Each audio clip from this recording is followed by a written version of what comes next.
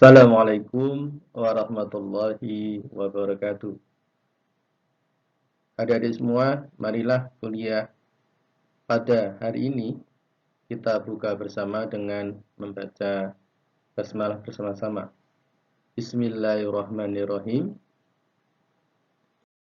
Lalu adik-adik, pada kesempatan yang berbahagia ini akan kita sampaikan tentang sejarah berdirinya Muhammadiyah.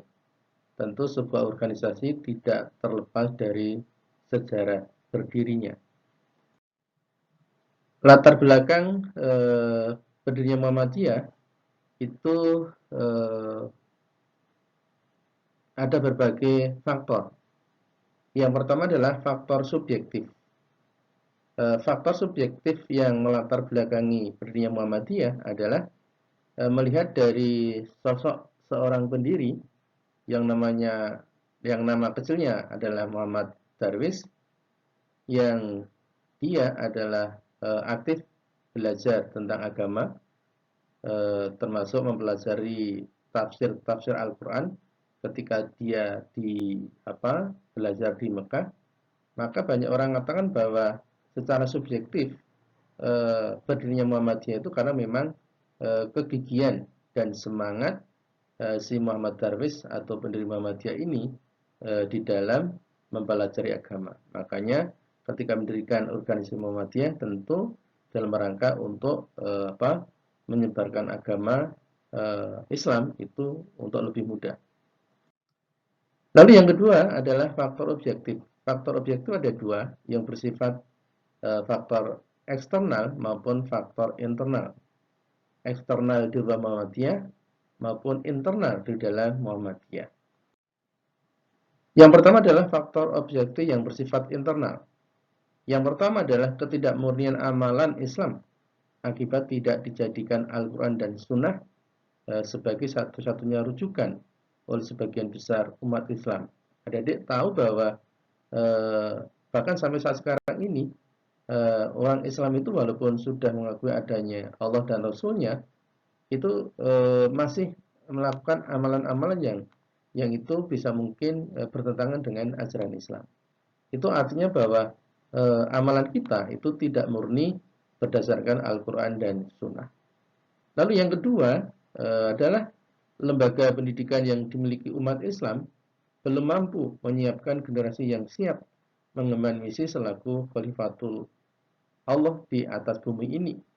Dan ini bisa kita lihat dari waktu ke waktu,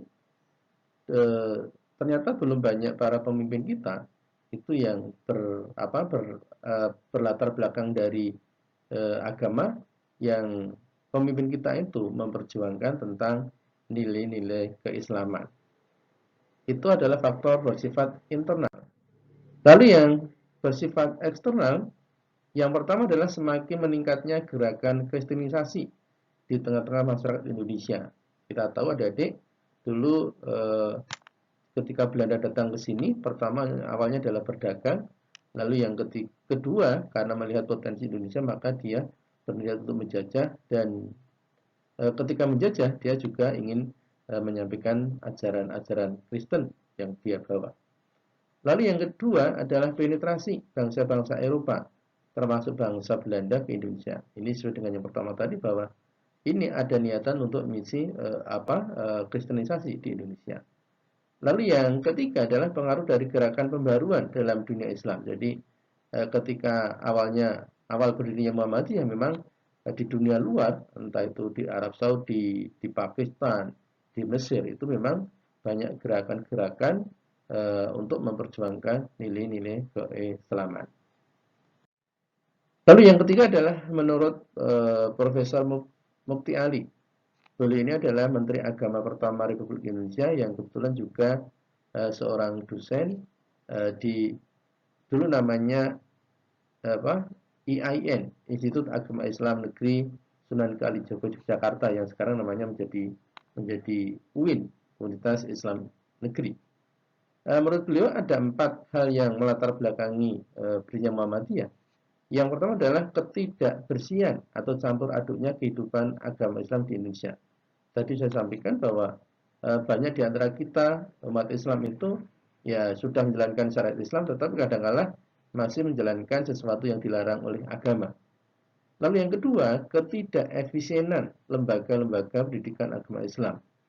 Dengan banyaknya pesantren, semakin banyaknya pendidikan Islam, tapi belum mampu menelurkan atau pemimpin-pemimpin yang betul-betul membawa Indonesia menjadi luar biasa di dalam perkembangan Islam. Lalu yang ketiga adalah aktivitas misi-misi Katolik dan Protestan. Apalagi dulu waktu tahun-tahun 80, 90 itu misi-misi kristenisasi itu luar biasa. Bahkan Jogja ini menjadi objek misi itu, dan adik perlu tahu kebanyakan orang-orang Kristen di Jogja ini adalah memang proyek kristenisasi oleh pihak dari gereja di Jogja ini, yang dimulai dari KLCD yang diawali oleh yang namanya Pendeta Romo Mangun sampai menelusuri semua wilayah di Jogja ini. Ini luar biasa. Ini contoh di Yogyakarta, termasuk di daerah-daerah lain. Lalu yang keempat adalah sikap acuh tak acuh, malah kadang-kadang sikap merendahkan dari golongan intelijensia terhadap Islam. Dan memang ada perlu tahu bahwa Islam di Indonesia ini kadang-kala dicurigai oleh pihak pemerintah untuk intelijen itu dianggap tidak mendukung dari pergerakan atau dari program-program pemerintah. Tapi alhamdulillah mulai reformasi sudah tidak ada yang namanya banyak gesekan di antara umat Islam dengan negara. Ya, toh kalau ada sangat sedikit dan sifatnya adalah bersifat personal. Ini luar biasa. Itulah sejarah berdirinya Muhammadiyah yang tentu itu tidak terlepas dari seorang pendiri yang namanya adalah Muhammad Darwis. Begitu dewasa dan dia menuntut ilmu, maka dia menambah atau merubah namanya menjadi Kiai Haji Kiai Haji Ahmad Dahlan. Itulah adik-adik sekilas tentang sejarah berdirinya Muhammadiyah. Semoga bisa memberikan pencerahan pada kita semua. Dan marilah kuliah pada saat ini, kali ini, kita syukuri bersama dengan membaca hamdalah. Alhamdulillahirrahmanirrahim. Terima kasih, kurang lebihnya mohon maaf. Kita akhiri. Assalamualaikum warahmatullahi wabarakatuh.